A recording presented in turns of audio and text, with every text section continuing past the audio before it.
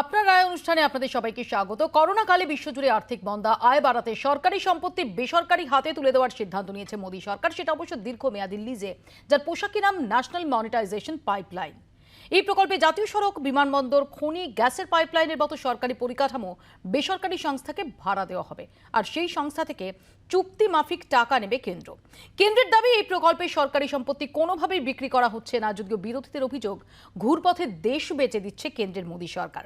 শাসক বিরোধী তরজার এই নতুন ক্ষেত্র নিয়ে আজকের আপনার রায়। আমাদের সঙ্গে সরাসরি রয়েছেন তৃণমূল কংগ্রেসের পক্ষ থেকে দেবাংশু ভট্টাচার্য, বিজেপির পক্ষ থেকে কেয়া ঘোষ, সিপিআইএম এর পক্ষ থেকে শতরূপ ঘোষ, কংগ্রেসের পক্ষ থেকে অভিষেক ব্যানার্জি। আমাদের সঙ্গে রয়েছে রাজনৈতিক বিশ্লেষক শুভজিৎ নস্কর এবং অর্থনীতি বিশ্লেষক অনির্বাণ দত্ত। আপনাদের সবাইকে স্বাগত জানাই। আলোচনায় আসার আগে আপনাদের দেখাবো, ঘুরপথে দেশ বেচে দিচ্ছে বিজেপি, দেশের সম্পদ তুলে দিচ্ছে ৩-৪ জন শিল্পপতির হাতে।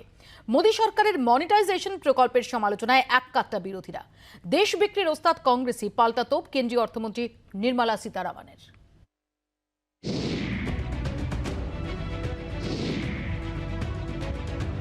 It is not the Modi's asset, it is that country's asset. বঙ্গভোটের আগে সোশ্যাল মিডিয়ায় একটা মিম বেশ জনপ্রিয় হয়েছিল, যার ক্যাচ লাইন ছিল সব বেচে দেন নরেন। ইকো পার্কে সব বেচে দে লেখাটি শার্ট পরে শরীরচর্চা করে দেখা গিয়েছিল তৃণমূল কর্মীর সমর্থকদের। এবার মনিটাইজেশন প্রকল্প নিয়েও মোদী সরকারের বিরুদ্ধে সব বেচে দেওয়ার অভিযোগ বিরোধীদের। যারা কিছু পারে না তারা শুধু দেশটাকে বিক্রি করে দেয়। রেল বিক্রি করছে, স্টেশন বিক্রি করছে, পোর্ট বিক্রি করছে, পাবলিক সেক্টর বিক্রি করছে, ইন্স্যুরেন্স বিক্রি করছে, সব বিক্রি করে দিচ্ছে। সব বিক্রি করে এই টাকাগুলো নিয়ে গিয়ে রিজার্ভ ভান্ডারে রেখে শুধু ইলেকশন করবে, ক্ষমতায় থাকবে, আর ক্ষমতায় থাকার জন্য সব দেশটাকে বিক্রি করে দেবে। এই সরকারকে আমি সাপোর্ট করি না। प्रधानमंत्री ने सब कुछ बेच दिया। अब मैं ये हिंदुस्तान के युवाओं से कहना चाहता हूं, ये जो आपका भविष्य है इसको बेचा जा रहा है, इन 3-4 उद्योगपतियों को गिफ्ट दी जा रही है। বিরোধীরা যে অল আউট আক্রমণ করবেন তার আঁচ আগেই পেয়েছিল শাসক দল বিজেপি। তাই সোমবার প্রকল্প ঘোষণার সময় কেন্দ্রীয় অর্থমন্ত্রী নির্মলা সীতারামন জানিয়েছিলেন সব সম্পত্তির মালিকানা থাকবে সরকারের হাতে। তারপরেও বিরোধীদের দমাতে না পেরে পাল্টা আক্রমণে কেন্দ্রীয় মন্ত্রী। Congress party can every now and then come up with, oh, you're selling off the country, selling. That's something which they are very good at. They sold air, they sold water, they sold land, they sold mines. Pegasus কৃষি আইন থেকে পেট্রোপণ্যের মূল্য বৃদ্ধি, একাধিক ইস্যুতে একাত্তা বিরোধীরা। এবার monetization প্রকল্প নিয়েও বিজেপিকে কোণঠাসা করতে তৎপর বিরোধী শিবির। রাজনৈতিক বিশ্লেষকদের মতে বিরোধীদের জোটবদ্ধ আক্রমণ যে হবে তা জানাই ছিল, কিন্তু অতিমারির প্রকোপে সরকারি কোষাগারের বেহাল দশা। তাই অর্থনীতির স্বার্থে রাজনীতির কঠিন চ্যালেঞ্জ নিতে বাধ্য হল মোদী সরকার। ব্যুরো রিপোর্ট, জি24 ঘন্টা।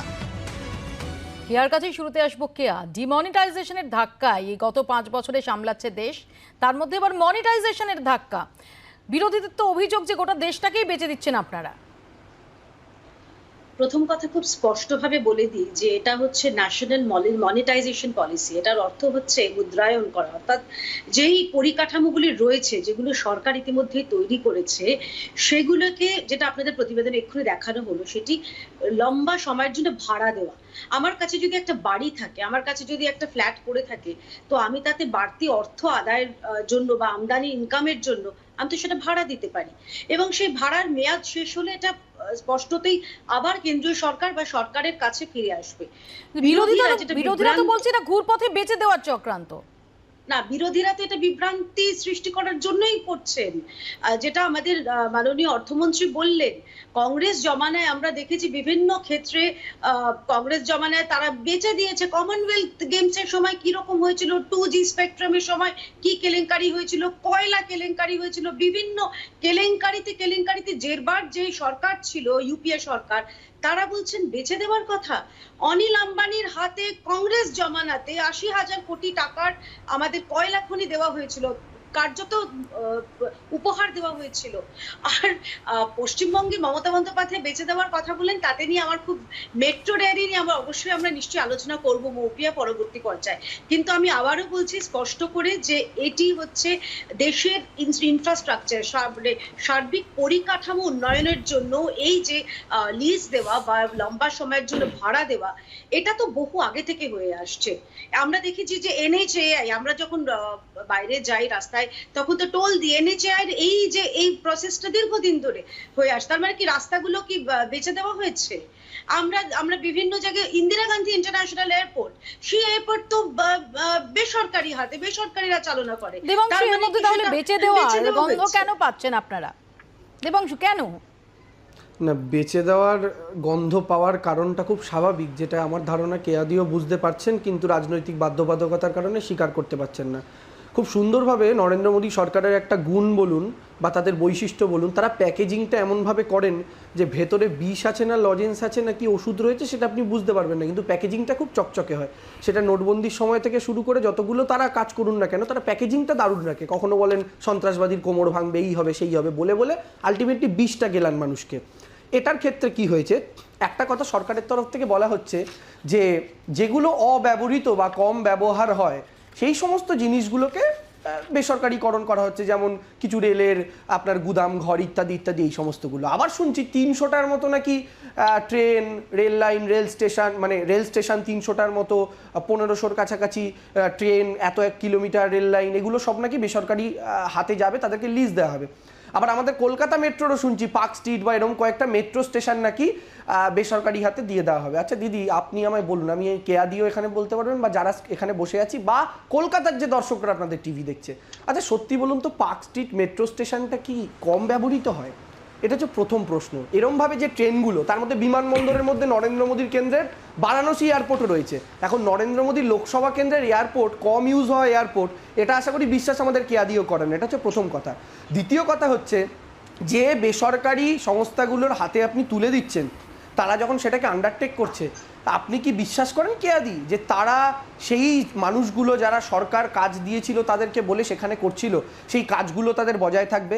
এখন আপনারা ক্ষমতায় আসার পর থেকে বিভিন্ন জায়গা থেকে, মানে কেন্দ্রীয় সরকারি কর্মচারী শুধু কেন বলুন, গোটা ভারতবর্ষে 45 বছরের শ্রেষ্ঠ বেকারত্বের জন্ম দিয়েছেন। তারপরে যদি ক্রমাগত এই ছাঁটাইয়ের জায়গা তৈরি করেন, সরকারের ক্ষেত্রে মানে সংকোচন করে দেন, একই ব্যাংক থেকে শুরু করে বিভিন্ন জায়গাতে রিক্রুটমেন্টের সংখ্যা কত ছিল 2014-র আগে, আজকে কত হয়েছে সেটা প্রত্যেকে জানেন। তো এই পরিস্থিতির মধ্যে যে দেশকে নিয়ে আসা হচ্ছে, এই পরিস্থিতিটাই আশঙ্কার কারণ। এবং শুধু তাই না, এখানের প্রশ্ন যে কেয়া 2014 সালে যখন নরেন্দ্র মোদী তিনি ক্ষমতায় আসেন, তিনি তো বিকাশের স্বপ্ন দেখিয়ে এবং একটা খুব জবরদস্ত সশক্ত সরকারের স্বপ্ন দেখিয়ে তিনি এসেছিলেন, এবং 2019-এও তিনি পুনর্নির্বাচিত হয়েছেন আরো বেশি জনমত নিয়ে। কি পরিস্থিতি যে তাতে এরকমভাবে একটা এই মনিটাইজেশন পাইপলাইন প্রকল্পের মতো রাস্তায় হাঁটতে হচ্ছে, বেসরকারি সংস্থা তাদের দীর্ঘমেয়াদী লিজ দিতে হচ্ছে কেন?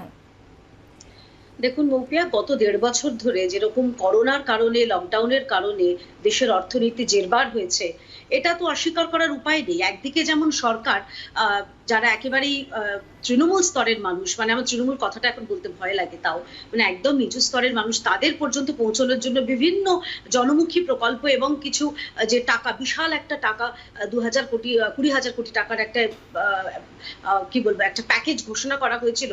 তার সত্ত্বেও তো অস্বীকার করার উপায় নেই মৌপিয়া যে অনেক মানুষ তারা কর্মহীন হয়ে পড়েছিলেন। ছোট ছোট কারখানায় যারা চাকরি করতেন, বিভিন্ন জায়গা থেকে কর্মহীন হয়েছিলেন। এই যে পরিকাঠামোগত উন্নয়ন হবে, তাতে বুঝতে পারছেন যে বহু পরিমাণে সেখানে কর্মসংস্থান হবে। আর এই যে দেবাংশুরা বলছেন, ভাই দেবাংশু, মমতা বন্দ্যোপাধ্যায় ক্ষমতায় আসার পর 2011, 12, 13 আমি খুব একটা কথা শুনতাম, পি পি পি পি পি পি এরকম। তো সেই পি পি পি পি পি আর কথাটাতে, সেই জায়গাটাতে দাঁড়িয়ে মমতা বন্দ্যোপাধ্যায় কিছু আনতে পারেনি, সেটা পশ্চিমবঙ্গের ব্যর্থতা। কারণ পশ্চিমবঙ্গ খুব দুঃখজনকভাবে আমার এই গর্বের রাজ্যেতে কিন্তু কোনো ইনভেস্টর এখানে বিলগ্নীকরণ কেন করতে চাইছে না, এটা ভেবে দেখেছেন? আর এর সঙ্গে আরেকটা কথা মৌপি আমার না বললেই নয়, আমার খুব খেয়াল পড়ছে যে এনডিএ জমানায় যখন অটল বিহারী বাজপেয়ী যখন প্রধানমন্ত্রী ছিলেন, তখন একটি মন্ত্রক হয়েছিল, ডিসইনভেস্টমেন্ট মন্ত্রক, বিলগ্নিকরণ সেখানে মন্ত্রক। মন্ত্রী ছিলেন অরুণ শৌরি। বিলগ্নিকরণ মন্ত্রক অরুণ শৌরি ছিলেন। সেই সময় কিন্তু ক্যাবিনেটে শরিক ছিলেন মমতা বন্দ্যোপাধ্যায়, এবং তখন তিনি সায় দিয়েছিলেন। অবশ্য করে তিনি দেবাংশু, সায় না দিলে তো আমি হতো না। বলছি এখন মমতা বন্দ্যোপাধ্যায় ইউটার্ন। কেয়াদির দুটো কথা। একটা কথা হচ্ছে, ছোটবেলায় আমরা সম্ভবত ক্লাস 3-তে একটা কবিতা পড়েছিলাম, কেয়াদিরও আশা করি মনে আছে, যে বাবুই পাখিরে ডাকি বলিছে চড়াই, কুড়ে ঘরে থেকে করো শিল্পের বড়াই, আমি থাকি মহাসুখে অট্টালিকা পরে, তুমি কত কষ্ট পাও রোদ বৃষ্টি ঝড়ে। তারপরে আছে, বাবুই হাসিয়া কহে সন্দেহ কি তাই, কষ্ট পায় তবু থাকি নিজেরও বাসায়, কাঁচা পাকা হোক তবু ভাই পরেরও বাসা, নিজে হাতে গড়া মোর কাঁচা ঘর খাসা। আজকে ভারতবর্ষ স্বাধীন হওয়ার পর থেকে নিজের হাতে যে জায়গাটা তৈরি করেছিল, ওই জায়গাটা ওই অট্টালিকার চড়াইদের কাছে আপনারা বিক্রি করে দিতে চাইছেন। এখন কেয়াদি একটা খুব সুন্দর কথা বললেন, যে দিদি আমি একটু বলি আর তারপরে আপনি বলবেন। কেয়াদি একটু কেয়াদি একটু বলেন, এই মানুষ এটা পছন্দ করে, আমি একটু বলে নিই প্রথম কথা। আচ্ছা, আপনি আপনার সময় বলবেন দিদি। এবার একটা কথা হচ্ছে, এই যে কেয়াদি একটা কথা বললেন যে অর্থনীতি জেরবার, করোনা পরিস্থিতির পর থেকে, কেয়াদি ঠিক কথা বলেছেন যে করোনা পরিস্থিতির পর থেকে, আমি কেয়াদিকে পুরো প্রোগ্রামটা বলতে দেবো না মৌখিয়াদি, আমি এখনই বলে দিলাম, হ্যাঁ শুরুতে পুরোটা বলতে দেবো না। তো এখন বিষয়টা হচ্ছে, এই যে কেয়াদি বললেন যে অর্থনীতি জেরবার, তো এই যে অর্থনীতি জেরবার হয়েছে, ঠিক কথা তো। তাহলে কেয়াদি বলুন তো, এই জেরবার হওয়া অর্থনীতির মধ্যে নরেন্দ্র মোদী নিজের জন্য 8,500 কোটি দিয়ে বিমান কেন কিনলেন? নরেন্দ্র মোদী নিজের থাকার জায়গা সাজানোর জন্য সেন্ট্রাল ভিস্টা প্রকল্পে 20,000 কোটি খরচ কেন করলেন? আপনি 6 লক্ষ কোটি টাকা বলছেন এদের কাছ থেকে কিনবেন, দেশের মায়ের অলংকার বিক্রি করে। আরে সেই দেশ, আচ্ছা সেই বাড়ির সন্তান কি সত্যি ভালো সন্তান যে মায়ের বিয়েতে পাওয়া সোনার গয়নাটা বিক্রি করে দেয়? যে মায়ের পাওয়া বিয়ের সময় সোনার হারটা বিক্রি করে দেয়, সেই সন্তান কি সত্যি ভালো সন্তান? আপনি বলুন তো। দেবাংশু, দুজনের কাছে আসবো। আমি একটু অভিষেকের কাছে যাই। অভিষেক, নির্মলা সীতারামন বলছেন যে কংগ্রেস বেচে দেওয়া করছে, বেচে দেওয়ার ক্ষেত্রে তো কংগ্রেসই সেরা, তাদের পারফরমেন্সই সেরা। এবার সমস্যাটা হচ্ছে যে নির্মলা সীতারামনের যদি রাজনীতিটা শিখতে কংগ্রেসের থেকে যায়, তাহলে উনি কংগ্রেসে যোগ দিন না কেন? ওনার বাড়িতে, মানে ওনার আজকে চুল সাদা হয়ে গেছে, ব্যক্তিগত আক্রমণ করা উচিত না, তার জন্য হয়তো জওয়াহরলাল নেহরুকে উনি দোষারোপ দেন। আগে একটু বাস্তবে আসে। সমস্যাটা হচ্ছে যে আমি কালকে একটা কথা বলেছিলাম একটা চ্যানেলে, সেটা সরকার যখন বেচারাম দেশের মানুষ দুঃখী। কেন বলছি? বিলগ্নিকরণ অর্থনীতির এক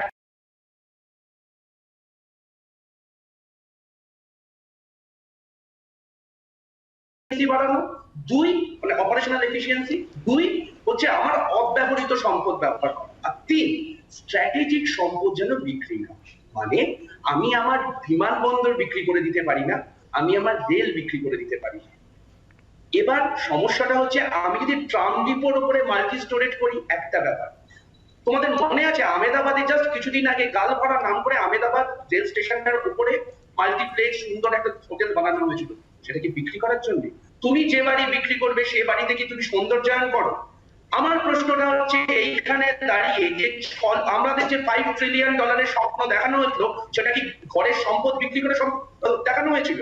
আমার প্রশ্নটা হচ্ছে এখানে যে আজকে আমরা জানি যে দেশের এই সম্পদগুলো কিন্তু শুধু বাণিজ্যের সম্পদ নয়। এই মুহূর্তে দাঁড়িয়ে আমি আর তুমি যখন আলোচনা করছি, ভারতবর্ষের বিগেস্ট এমপ্লয়মেন্ট জেনারেটর হচ্ছে সরকার। সেই সরকার যখন বেসরকারীকরণ করছে, আর একটু আগে দেবাংশু একটা কথা বলছিল যে পার্স ট্রেড বা ধরো টয় ট্রেড, কালকে যদি এবিসি কোম্পানি এসে বলে যে আমার এখানে চালাবার জন্য 5 জন লাগবে না, 1 জন লাগবে, কর্মসংস্থান বাড়বে? পারবে না। আমি ঠিক এখানে আমি আসবো, কেয়ার কাছে আসবো, তাকে শতরূপের কাছে আসি। শতরূপ, যদি আমরা দেখি যে 1991 থেকে এই 2019 অবধি যদি আমরা দেখি, বিভিন্ন কংগ্রেস জমানা, ইউনাইটেড ফ্রন্ট জমানা, এনডিএ জমানা, UPA 1, UPA 2, আবার এনডিএ, যদি দেখি মোটের ওপর এই গত প্রায় 3 দশকে বিলগ্নিকরণের অঙ্ক যদি দেখি, সেখানে আমরা দেখব যে 2004 থেকে 2009 অর্থাৎ UPA 1 আমলে টাকাটা অপেক্ষাকৃত কম ছিল, 8,000 কোটি টাকা ছিল, যেখানে 1991 থেকে 96 সেই সময়টাতেও ছিল 10,000 কোটি টাকা। এটা কি UPA 1 প্রথম 4.5 বছর সেটা বামেদের থাকা, দেখো তার সঙ্গে কোনোভাবে সম্পর্কিত? তোমার মনে থাকবে উনি আজ আমাদের মধ্যে আর নেই, কমরেড এবি বর্ধন CPI এর জেনারেল সেক্রেটারি ছিলেন। কেয়াদি যে মন্ত্রকের কথা বললো, বাজপেয়ী মমতা বন্দ্যোপাধ্যায় জোট সরকারের যে মন্ত্র ছিল বিলগ্নিকরণ মন্ত্র, ফার্স্ট UPA গভর্নমেন্ট যখন তৈরি হচ্ছে, সেই সময় এবি বর্ধনের একটা কথা বিখ্যাত হয়েছিল মিডিয়াতে, উনি বলেছিলেন যে ভাঁড় মে যায়ব মন্ত্রকর ভাঁড় মে যায়ব মন্ত্রী। প্রথম শর্ত ছিল বামপন্থীদের সমর্থন দেওয়ার প্রশ্নে যে এই ডিসইনভেস্টমেন্ট মন্ত্রককে তুলে দিতে হবে। আজকে মুভিয়ে যারা কথা বলছি, নরেন্দ্র মোদীর অবস্থা দেখে না এখন মনে হয় জলসাগর সিনেমা ছবি বিশ্বাসের মতো। বাপ ঠাকুরদা সম্পত্তি বানিয়ে রেখে গেছে, এখন ইনি বাবু এসছেন সেই পুরনো বাপ ঠাকুরদা সম্পত্তি বিক্রি করে বাড়িতে মজলিস বাজাচ্ছেন। দেখো কেয়াদি কতগুলো কথা বললো, আমি খালি একটা দুটো করে খালি উত্তর দেওয়ার চেষ্টা করছি আমার সীমিত যোগ্যতায়। প্রথম কথা, কেয়াদি যেটা বললো না, যে একটা বাড়ি ভাড়ার উদাহরণ দিল, যে আমার যে একটা বাড়ি বা ফ্ল্যাট পড়ে আছে যেটা ব্যবহার হচ্ছে না, ভাড়া দিলে ইনকাম বাড়ে, ঠিক কথা। কিন্তু কেয়াদিকে আমি জানাই, কেয়াদি যেগুলোকে এখন লিজে দেওয়া হবে বা যাই হোক ভাড়া দেওয়া হবে বলা হচ্ছে, কোনোটাই না পড়ে নেই। ভারতবর্ষের কোনো জাতীয় সড়ক এমনি এমনি পড়ে নেই, ভারতবর্ষের কোনো রেল লাইন এমনি এমনি পড়ে নেই। এমনকি আমাদের পশ্চিমবাংলায় যে শিয়ালদা স্টেশনের একটা অংশকে প্রাইভেটাইজ করা হচ্ছে, এখন হোটেল বানানো হচ্ছে, শিয়ালদা স্টেশনটাও না ফাঁকা পড়েছিল না, এগুলো ব্যবহার হচ্ছিল। এখান থেকে আসি দ্বিতীয় কথায়, একটা ক্লাস 5-এর বাচ্চাও এটা জানে, একজন কোনো প্রাইভেট কোম্পানি কোনো কিছুকে ভাড়া নেয় তখনই যখন সে জানে আমি সরকারকে 100 টাকা ভাড়া দিয়ে এখান থেকে 150 টাকা ইনকাম করতে পারবো। তার মানেটা কি? তার মানে হচ্ছে সরকার যদি এটাকে নিজের হাতে আজকে রাখতো তাহলে সরকারের 150 টাকা আয় হতো, ভাড়া দিচ্ছে 100 টাকায়। যে কেয়াদি বলছে কথাটা ঠিক, দেশ চালাতে গেলে এত মানুষের ভ্যাকসিনেশন, এত মানুষকে আজকে তাদেরকে রিলিফ দেওয়া ইত্যাদির জন্য টাকা দরকার। টাকাটা আরও বেশি আসতো সরকারের কাছে যদি সরকার এই লাভজনক অ্যাসেটগুলোকে নিজেরা হাতে রেখে সেখান থেকে পয়সা উপার্জন করতে পারতো। এখান থেকেই আমি আসি 3 নম্বর কথা। কেয়াদি আবার একটা কথা বললো যে কর্মহীন হয়েছে এত মানুষ, তাদেরকে কাজে আনতে হবে ইত্যাদি। আগামীকাল থেকে কী হবে জানি না, কিন্তু আজকে পর্যন্ত পৃথিবীর ইতিহাসে বা ভারতবর্ষের ইতিহাসে এরকম একটা উদাহরণ কেউ দিতে পারবে না যেখানে কোনো সংস্থা সরকারের হাত থেকে প্রাইভেট কোম্পানির হাতে যাওয়ার পরে সেখানে চাকরি বেড়েছে, এরকম একটা উদাহরণ নেই। প্রতিটা ক্ষেত্রে চাকরি কমেছে, মাইনে কমেছে। শুরু করে মমতা বন্দ্যোপাধ্যায় তারা বলছেন যে যে কোনো এই ধরনের মহার্ঘ সম্পত্তি সেটা তো কোনো ব্যক্তির হতে পারে না, প্রধানমন্ত্রীরও হতে পারে না, কোনো ব্যক্তিরও হতে পারে না, গোটা দেশের। সেখানে এরকম একটা সিদ্ধান্তটা নিয়ে প্রশ্ন তুলছেন সবাই। আমি আরেকবার বলে দিই, আমি আপনার প্রশ্নের উত্তর তো নিশ্চয়ই দেবো মৌপিয়া, কিন্তু শতরূপকে মনে করিয়ে দিতে চাই যে এই রাস্তার কথা তুমি যে তুললেন না, এই রাস্তা কিন্তু এই টোল ট্যাক্স আদায় করা এটা এই হালামলে হয়নি, এটা দীর্ঘদিন ধরে হয়ে আসছে। কংগ্রেসের যিনি ছিলেন তাকে একটু স্মরণ করে দিতে চাই, খুব সাম্প্রতিক সময় কংগ্রেস যেখানে জোট শরিক হয়ে রয়েছে মহারাষ্ট্র, সেখানে পুনে মুম্বাই এক্সপ্রেসওয়েতে 8,000 কোটি টাকার মনিটাইজেশন হয়েছে। সেটার মানে কি ওই রাস্তাটা বেচে দেওয়া হয়েছে? আমি আসলে ঘটনাটা কি হচ্ছে মৌপিয়া জানেন তো, বিরোধীরা শুধুমাত্র তারা দেখলো যে বিভিন্ন ইস্যুতে তারা ফেল করেছে, পেগাসাস নিয়ে ফেল করেছে, তারা অনেক শোরগোল করার চেষ্টা করে ফেল করলো। এইখানে মানুষকে আমি কেন দেবাংশুকে তখন আমি আটকাতে বাধ্য হলাম, তার কারণ হচ্ছে মিথ্যে কথা বলে দেশের মানুষকে বিভ্রান্তি ছড়ানোর যে চেষ্টাটা করা হচ্ছে, সেই জায়গায় দাঁড়িয়ে আমাকে এখানে কথা বলতেই হলো। ব্যাপারটা কি হলো জানেন তো মৌপিয়া, আসলে এই রাজ্যে পশ্চিমবঙ্গে, আমি যদি আবার পশ্চিমবঙ্গে ফেরত আসি, দেবাংশু উত্তর দিচ্ছেন চলে যাচ্ছেন এই মুহূর্তে দুর্গাপুর কেমিক্যাল ফ্যাক্টরি তার কি অবস্থা, সেটার উত্তর দিন দেবাংশু।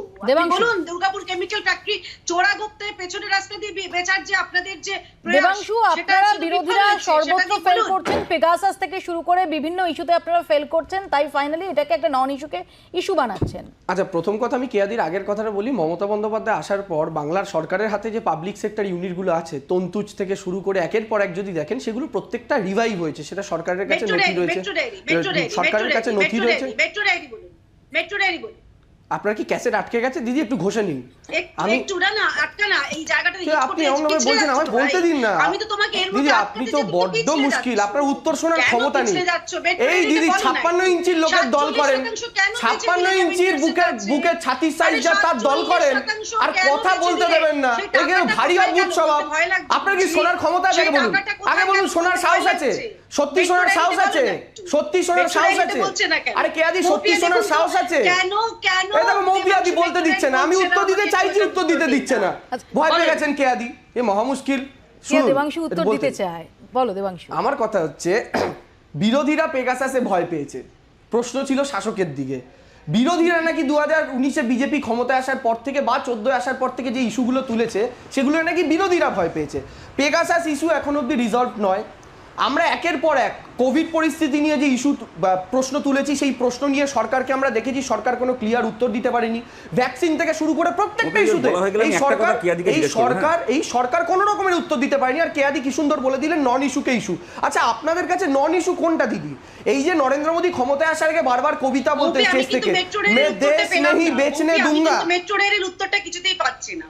একটু দেবাংশু বললে আমি বলছি, আমি তো আমাকে তো আপনি বলে দেবেন না আমি কোনটা আগে দেব কোনটা পরে দেব।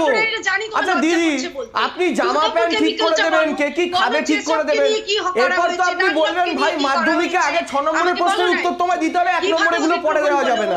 এ তো অদ্ভুত, বলতে দিন না। আপনি তো বড্ড মানে বাজে ব্যাপার করছেন, লোকে তো টিভি ঘুরিয়ে দেবে। শুরু করলে তো আর অন্যদের তো চান্স দিতে হবে। দেবাংশু তুমি আমি শতরূপ ফিরে বললে আচ্ছা মন্ত্রী এটা তাহলে ডিল হয়ে যাক। কেয়াদি যখনই বলবেন আমি কিন্তু ঢুকে যাবো, আর আমার মাইকটা কমানো তখন চলবে না। হ্যাঁ, কেয়াদি কিন্তু প্রচুর ডিস্টার্ব করছে। কারো মাইক কমানো হচ্ছে। হ্যাঁ না, আমি বলে দিলাম আমি কিন্তু পুরো শোটা কেয়াদি মাঝখানে। কেয়াদি তুমি একটা কথা বলো, ডিসকাশন হতে দিচ্ছেন না। কেয়াদি তুমি একটা কথা, কেয়াদি তোমাকে একটা কথা জিজ্ঞাসা করছি। তুমি বিজেপি সিপিএম কংগ্রেস ছাড়ো, একজন ভারতবাসী হিসেবে কেয়াদি তোমার লজ্জাজনক লাগছে না? তুমি ভাবো আজকে কোন কোন জিনিসকে বেসরকারি হাতে এমনকি লিজ আউট করা হবে। তোমার বিক্রি বলতে চাইছো না, লিজ বলছো, আমি বেশ লিজই বললাম। কোন কোন সেক্টরকে লিজ আউট করা হবে সেটাও আজকে ভারত সরকার ঠিক করছে না। ক্রাইজাল বলে একটা প্রাইভেট কোম্পানিকে দায়িত্ব দিয়েছে কেন্দ্রের সরকার যে তোমরা লিস্ট বানাও, ওই প্রাইভেট কোম্পানি লিস্ট বানাবে ভারতবর্ষের কোন কোন সম্পদ লিজ আউট করা হবে, এবং তারপরে আবার তার নাম দিয়েছে ওয়ান স্টপ শপ। মানে কত বড় নির্লজ্জ হতে পারে একটা সরকার, খোলাখুলি ঘোষণা করছে যে আমরা দোকান বানিয়েছি, শপ একটা দোকান বানিয়েছি যে দোকান থেকে ভারতবর্ষকে বিক্রি করা হবে। আর তুই প্রাইভেট রেলের কথা বলছো না কেয়াদি, তুমি এটা জানো ব্রিটিশ ভারতবর্ষে না ভারতের রেল প্রাইভেটই ছিল, মার্টিন কোম্পানি রেল চালাতো। সেই সময় গরিব মানুষ ট্রেনে উঠতে পারতো না সম্মানের সঙ্গে। স্বাধীন ভারতবর্ষে রেলকে সরকারি করা হয় যাতে দেশের সব মানুষ সমানভাবে রেল চলতে পারে, কিন্তু ব্রিটিশদের পাচারা দালাল আরএসএস, ব্রিটিশের পাচারা দালাল বিজেপি, ওই জন্য ব্রিটিশ লেগাসি ফিরিয়ে আনছে। ব্রিটিশ সরকার যেরকম ভাবে রেল চালাতো সেই প্রাইভেট রেল আবার ফিরিয়ে আনছে। স্বাধীন ভারতবর্ষ রেলকে জনগণের হাতে দিয়েছিল, আর ব্রিটিশের দালালরা আবার ব্রিটিশ মডেলে রেলকে প্রাইভেট হাতে দিচ্ছে। এবং শতরূপের পার্টি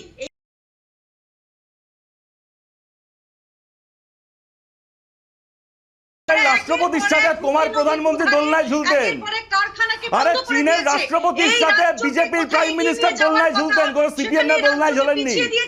চীনের প্রাইম মিনিস্টারের সাথে দোলনায় ঝুলতেন নরেন্দ্র মোদী, চীনের প্রাইম মিনিস্টারের সাথে নরেন্দ্র মোদী দোলনায় ঝুলতেন, আমরা ঝুলিনি। চীন যখন অরুণাচলে ঢুকে এসেছিল আমরা নিন্দা করেছি, আমাদের জওয়ানরা লড়ছিল, নরেন্দ্র মোদী গিয়ে বলে এসছে চীন ঢোকেনি। আমাদের জওয়ানদের পিঠে ছুরি মেরেছে নরেন্দ্র মোদী, মেরে বলে এসছে চীন ঢোকেনি, চীনকে সার্টিফিকেট দিয়ে এসেছিল। কি বলছো তুমি? চীন যখন ঢুকে এসেছিল অরুণাচলে আমরা দাঁড়িয়েছিলাম আমাদের জওয়ানদের পাশে, আর মোদী গিয়ে চীনের দালালি করে বলেছিল যে অরুণাচলে কেউ ঢোকেনি, আমাদের ভারতের জওয়ানদের পিঠে ছুরি মেরেছিল। কি বলছো তুমি? ভালো করে জেনে আসো, ভালো করে জেনে আসো কেয়াদি, ভালো করে জেনে আসো। এটা নিউজ চ্যানেল। আমি শুভজিতের কাছে আসবো। শুভজিৎ, সত্যি কি যে এই যে মনিটাইজেশন পাইপলাইন প্রজেক্ট, সত্যি কি এর সঙ্গে বিরোধীরা যে অভিযোগ তুলছে যে দেশ বেচে দেওয়ার প্রথম ধাপ, এটা খুব সরলীকরণ হয়ে যাচ্ছে?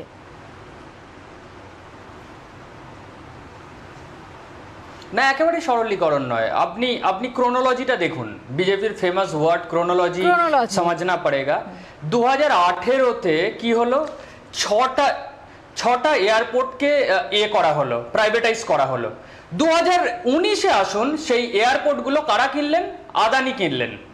2021-এ আপনি চলে আসুন, 25টা এয়ারপোর্টকে মনিটাইজ করার জন্য সেটাকে দেওয়া হলো। 2022-এ আদানি 25টা এয়ারপোর্ট কিনে নিলেন। তো এই হচ্ছে ক্রোনোলজি। এই ক্রোনোলজির কথাই কিন্তু আজকে বিরোধীরা বলছে এবং খুব গণতান্ত্রিক পদ্ধতিতে বলছে। আমার বক্তব্য, বিগত দিনে যখন থেকে এই মোদির শাসন শুরু হয়েছে 2014 থেকে, ইন্ডিয়ান ইকোনমি কিন্তু ইজ ট্যাঙ্কড। আপনাকে ধরিয়ে দিচ্ছি, আপনি সবগুলো সাল বললেন, মাঝখানে একটা সাল 2020 সাল। আপনার মনে থাকবে গত বছর 2020-তে তখন কোভিড লকডাউন, তার মধ্যে কেন্দ্রের সরকার ঘোষণা করেছিল 109টা রেল লাইন করে প্রাইভেটাইজ করছে গত বছর কোভিডের মধ্যে।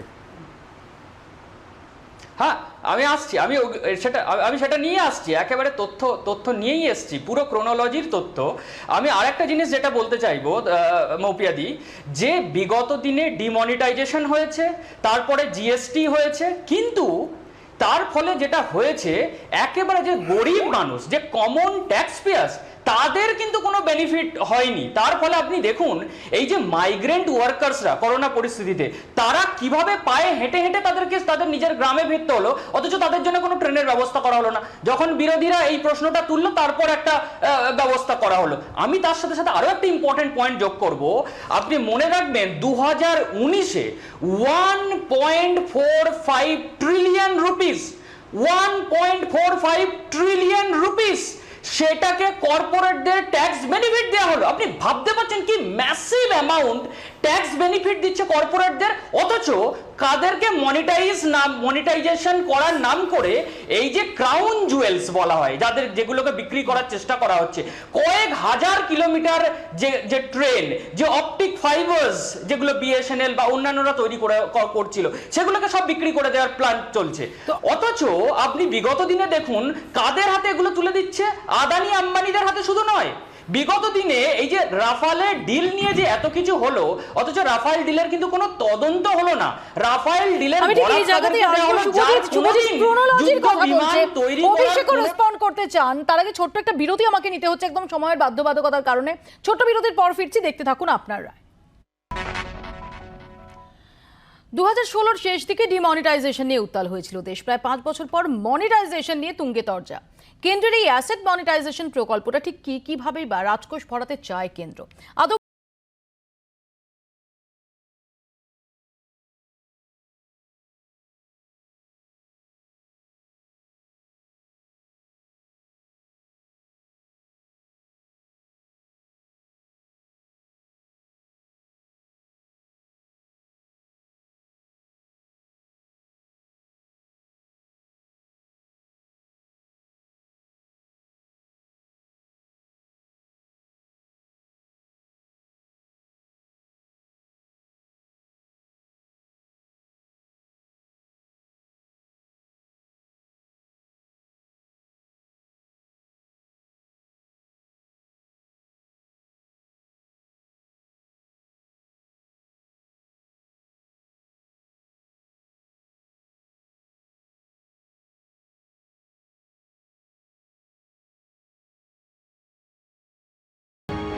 জাতীয় সড়ক থেকে 1,60,000 কোটি আয় হতে পারে, রেলের পরিকাঠামো থেকে আয় হতে পারে 1,52,000 কোটি টাকা, বিদ্যুৎ উৎপাদন কেন্দ্র থেকে 39,000 কোটি, বিদ্যুৎ বন্টন থেকে 45,000 কোটি, গ্যাসের পাইপলাইন লিজ দিয়ে কেন্দ্রের ঘরে আসতে পারে 24,000 কোটি, টেলিকম ক্ষেত্র থেকে 35,000 কোটি আয়ের সম্ভাবনা, খনি লিজ দিয়ে আসতে পারে 28,000 কোটি, বিমান ও জাহাজ বন্দর থেকে 33,000 কোটি টাকা আয় করতে পারে কেন্দ্র।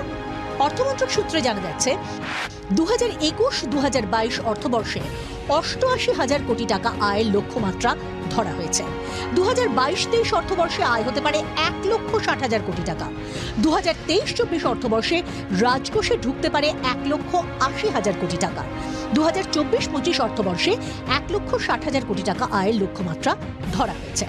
মোদী সরকারের এই অ্যাসেট মনিটাইজেশন প্রকল্পকে ঘুরপথে দেশের সম্পদ বিক্রির সঙ্গে তুলনা করেছেন বিরোধীরা, কিন্তু পরিসংখ্যান বলছে 9-এর দশকে অর্থনৈতিক উদারীকরণের পর কেন্দ্রে যারাই ক্ষমতায় থেকেছে তারাই হেঁটেছে বিলগ্নীকরণের পথে।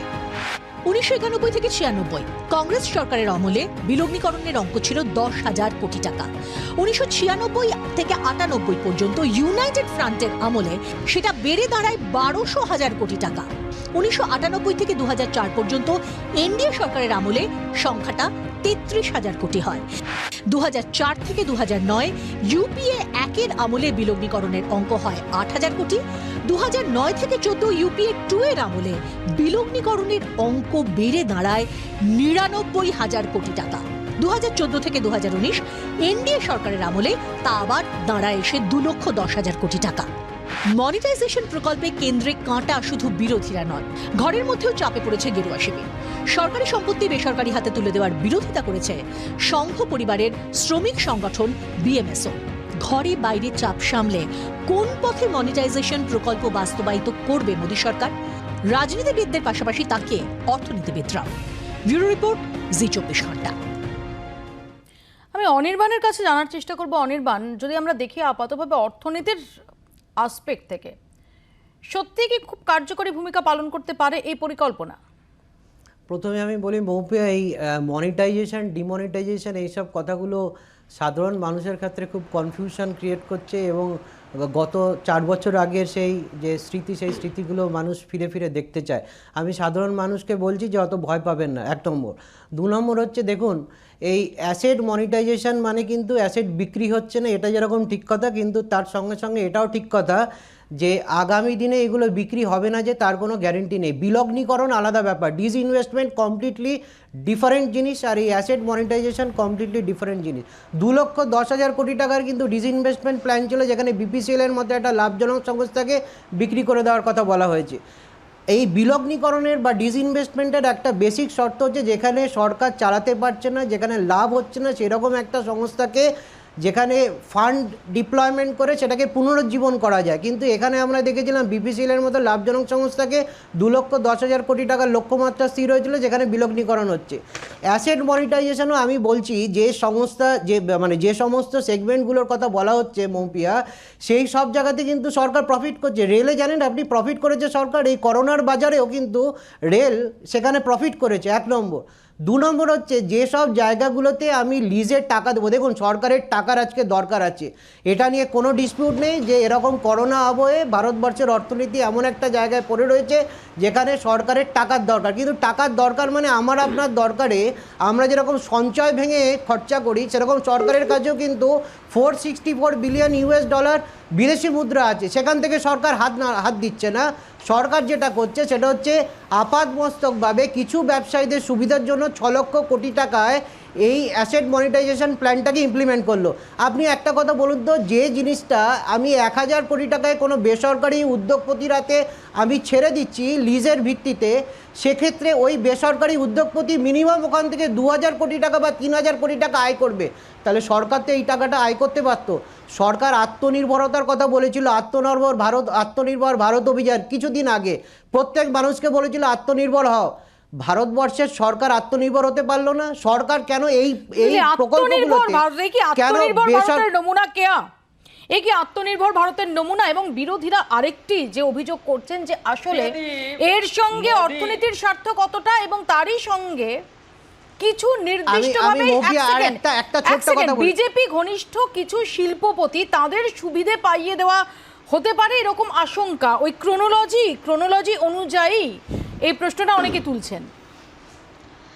অনির্বাণ বাবু খুব চমৎকার বলছিলেন শুরুর দিকে, আমি সত্যি মন্ত্রমুগ্ধের মতো শুনছিলাম, কিন্তু তারপরে দেখলাম যেই তিনি রাজনৈতিক দিকে চলে গেলেন তখন বুঝলাম, হ্যাঁ মনে পড়লো যে ইনি তো রাজনৈতিক কথা বলবেন স্বাভাবিকভাবেই, ঠিক যেমন আমি রাজনীতির কথা বলছি না, আমি একটা কথা বলছি, দেখুন আমি আপনার সপক্ষে বলছি, আপনি যেরকম বলছিলেন না আপনার একটা ঘর যদি ফাঁকা থাকে সেই ঘরটাকে ভাড়া দিয়ে আপনি রোজগার করতে পারেন, তাহলে তো আমি বলবো যে এখন পশ্চিমবঙ্গ সরকারকে উচিত নবান্নের উপর একটা রেস্টুরেন্ট করে, না আমার খুব সিম্পল প্রশ্ন, মানুষের জন্য একটা বেসরকারি উদ্যোগকে দিয়ে দেওয়া।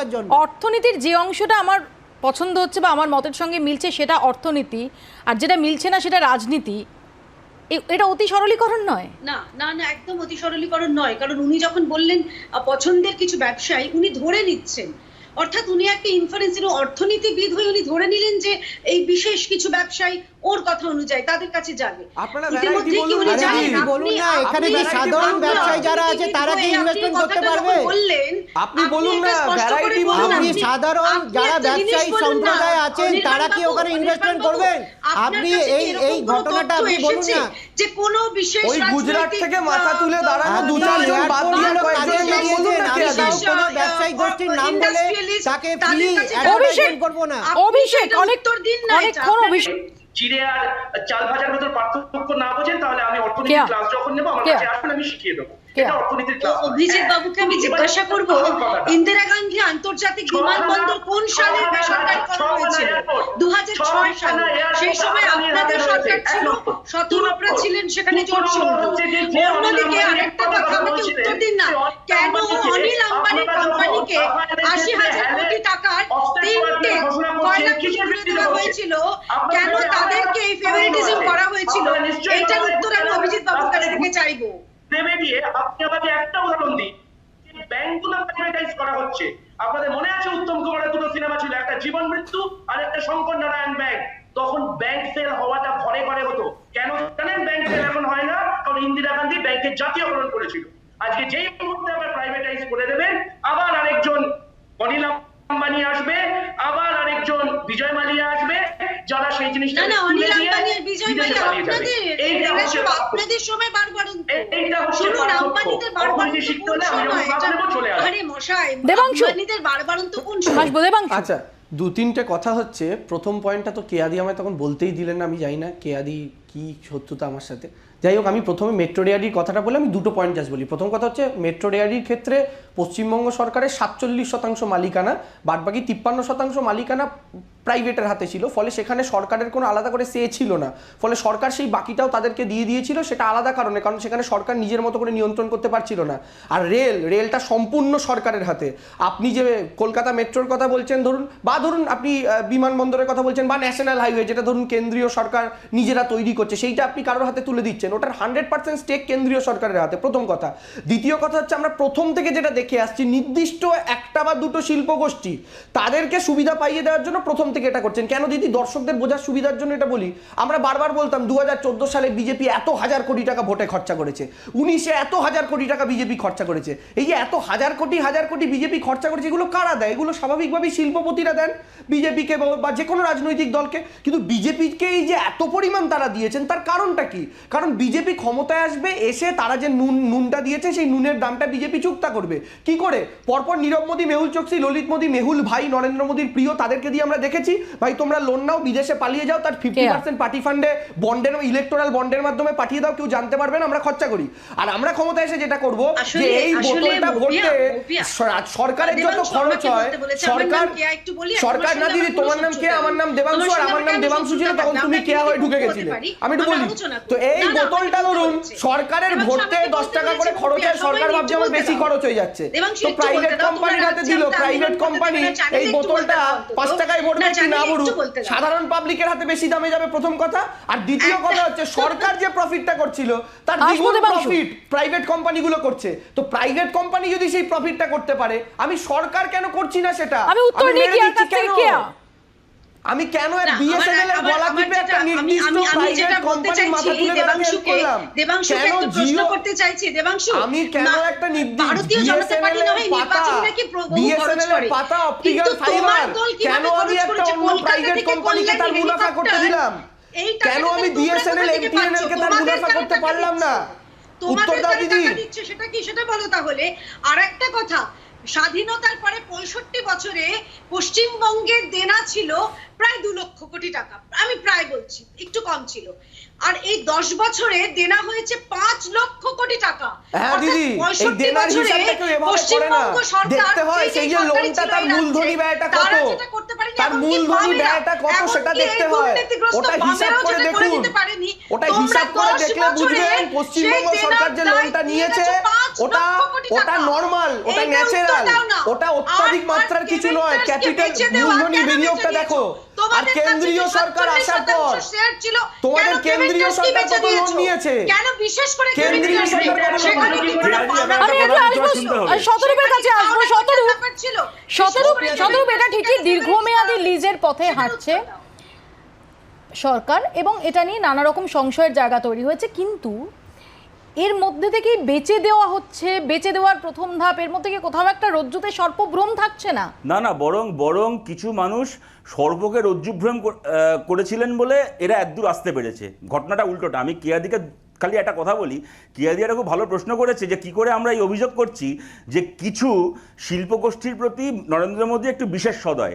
আমরা এই কারণে অভিযোগটা করছি, এক, রাফায়েল একটা কেন্দ্রীয় সরকারি সংস্থাকে ডিপ্রাইভ করে রাফায়েল কোম্পানিকে টেন্ডার পাইয়ে দিয়েছিল এই মোদী সরকার। 2, আদানিকে ক্ষমতায় আসার পরে স্টেট ব্যাংকের টাকা, কোনো সরকারের পিতৃপুরুষের টাকা নয়, আমার তোমার মতো সাধারণ ভারতবাসী কিয়া দিয়ে আমাদের সঞ্চয়ের টাকা 6,000 কোটি টাকা কোনো রকম কোনো টেন্ডার ছাড়া আদানি গোষ্ঠীকে দিয়েছিল। কেন?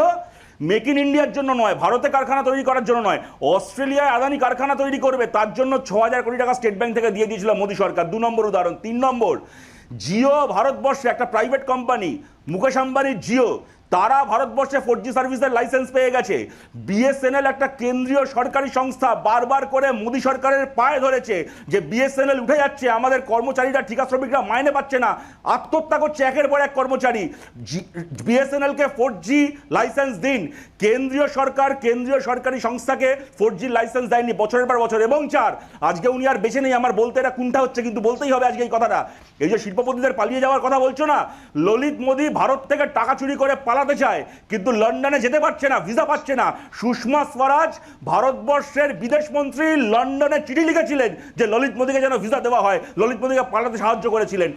এইটা হচ্ছে বিজেপির ট্র্যাক রেকর্ড, বছরের পর বছর করে গেছে। তারপরে তোমরা আজকে অন্যদেরকে দুর্নীতিগ্রস্ত আমি বলছো, কেয়ার রেসপন্স আমাদেরকে নেব, অভিযোগ করছো। তার আগে একটু অভিরূপ সরকার অর্থনীতিবিদ, তিনি এই সম্পর্কে কি বলছেন আপনাদের জানাবো। আমার মনে হয় না অত টাকা উঠবে, কারণ এখন সারা দেশ সারা পৃথিবী মন্দাক্রান্ত। তার ফলে যারা কিনতে পারতো এইসব মানে সরকারি অ্যাসেটগুলো, তাদের হাতে টাকা নেই, অর্থাৎ বিড খুব বেশি আসবে না। বিড খুব বেশি না এলে স্বাভাবিকভাবেই সরকারের ঘরেও টাকা কম আসবে। এই যে আমানতগুলো বিক্রি করা হচ্ছে এগুলো তো খুবই দামি। এগুলো কি তাহলে সরকার যারা ক্ষমতায় আছেন তাদের পছন্দসই শিল্পপতিদের সস্তায় পাইয়ে দেওয়ার জন্যে এই সময়টা বেছে নেওয়া হলো? অর্থাৎ এই সময়ে তো বিড বেশি উঠবে না, সেক্ষেত্রে যিনি সব থেকে বেশি বিড দিতে পারবেন তিনি হয়তো সরকারের পছন্দসই কেউ, এবং সেই বিডটা খুব বেশি হবে না। সেক্ষেত্রে কি হবে, এই যে আমানতগুলো যেটা প্রত্যেকের সম্পত্তি, সাধারণ মানুষের সম্পত্তি, সেটা জলের দরে বিক্রি হয়ে যাবে। সেটা শুভজিৎ, অভিরূপ সরকার যেটা বলছেন যে এই অবস্থায় যখন গোটা দেশ মন্দাক্রান্ত, তখন খুব স্বাভাবিকভাবেই বেশি টাকার বিড আসা সেটা সম্ভব নয়। আর এখানেই তিনি বলছেন তাহলে কি এর নেপথ্যে অন্য কোনো স্ক্রিপ্ট রয়েছে?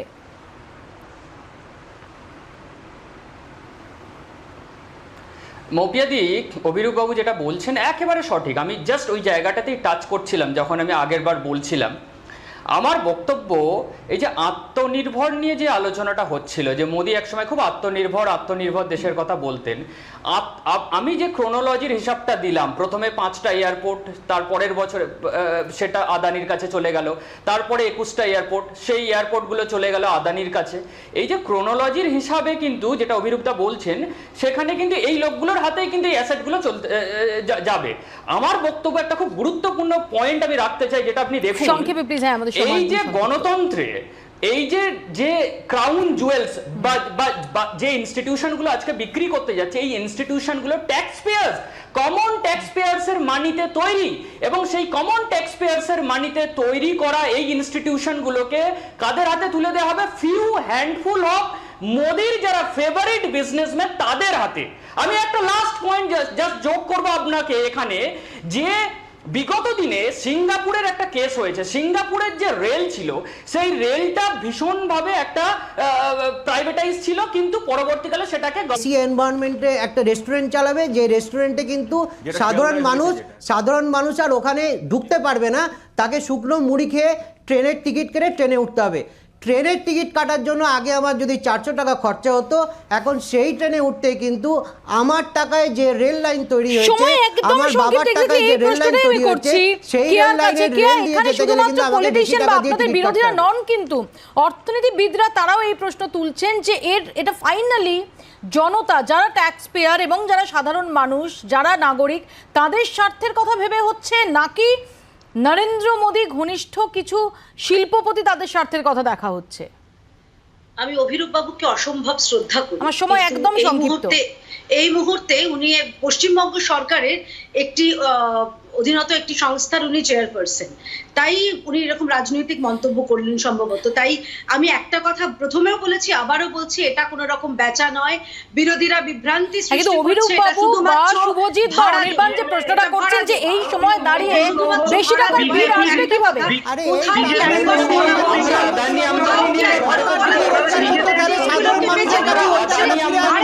সেই টাকাটা নিয়ে সাধারণ মানুষ বাজারে যেত, প্রোডাকশন বাড়তো, সাধারণ মানুষ কিন্তু টাকাটা ঘুরতো। গৃহীত পরীক্ষিত এবং এই লাস্ট মোমেন্টে যেটা হয়েছিল আরে ভারতবর্ষকে আত্মনির্ভর করতে আমাদের কিন্তু এই সরকারি সময় এখানেই শেষ করতে হচ্ছে। আপনাদের সবাইকে অনেক ধন্যবাদ। এই প্রশ্নটা কিন্তু বিরোধীরা শুধু নয়, অর্থনীতিবিদরাও তুলছেন যে আত্মনির্ভর ভারতের কথা যে বারবার বলছেন প্রধানমন্ত্রী, এই সিদ্ধান্ত অর্থাৎ ন্যাশনাল মনিটাইজেশন পাইপলাইন প্রজেক্ট, তার মাধ্যমে সেই আত্মনির্ভরতার পথে হাঁটাটা, সেই ইঙ্গিতটা কি স্পষ্ট হচ্ছে নাকি তার পুরো বিপ্রতীপ অবস্থানে? আর এখানেই প্রশ্ন উঠছে যে সাধারণ মানুষ তাদের স্বার্থ কি প্রথম সারিতে থাকছে, নাকি আসলে এই পরিকল্পনাটাকে সামনে রেখে কিছু মুষ্টিমেয় শিল্পপতি তাদের স্বার্থ সেটাকে কোথাও সুবিধে পাইয়ে দেওয়ার চেষ্টা হচ্ছে? বিরোধীরা এই প্রশ্ন তুলতে শুরু করেছেন। খুব স্বাভাবিকভাবেই বিজেপি তারা এটা মানতে নারাজ। শেষ অবধি এই তরজা কোন দিকে যায় আমাদের নজর থাকবে। আপাতত আপনারা এখানেই শেষ করছি। দেখতে থাকুন জি 24 ঘন্টা।